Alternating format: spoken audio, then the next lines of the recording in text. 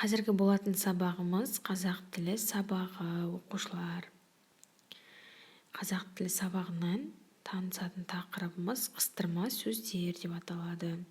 Оқушылар, қыстырма сөздерді есімізге бір түсірейік. Сөйлемдегі ойға, сөйлеушінің әр алуан көзқарасын, сену, мақұлдау, күмәндану тағы да басқа білдіретін сөздерді қыстырма сөздер деп атайды.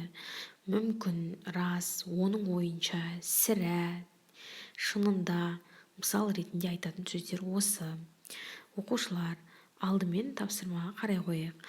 12-ші жаттығу 47-ші бетті қарай қойыңдар. Оқулықта 47-ші бет. Өлеңді мұқият оқу. Және егер жаттап алғыларың келсе, жаттап алуларыңа болады. Жақсы менен жаман деп аталады екен. Жақсы менен жаман. Жақсы деген немене?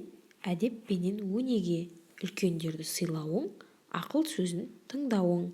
Жаман деген немене? Жаман деген жақсы емес, жей қоятын тәтті емес. Жақсы істерді көрмеуің, кішіге көмек бермеуің. Енді сұрақтарға жауап бере қойыңдар. Оқушылар, өлеңнен жақсы деген немене, жаман деген немене деген сұрақтарға сен өз ойыңды айтып бере қой. Жақсы дегенді қалай түсінесің, жаман дегенді қалай түсінесің? Келесі тапсырма.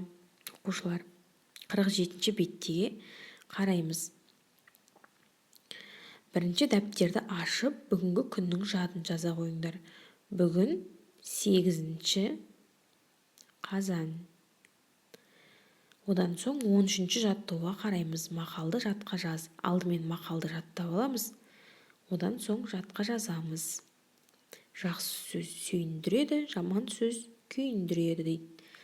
Мақалды жаттап алыңдар. Одан соң келесі тапсырма, жазбаша тапсырма. 14-ші жаттығу. Сөйлемдерге тиісті тыныс белгісін қойып көшіріп жаз. Яғни бұл жерде қыстырма сөзді тауып, қыстырма сөзден кейін үтір қойылады. Үтірді қойып көшіріп жазамыз. Егер барлық тапсырмаларды орындап болған болсаңдар, оқушылар, бүгінгі тапсырмаларды OKEDUS арқылы кері байланыс ретінде жіберуді ұмытпаңдар.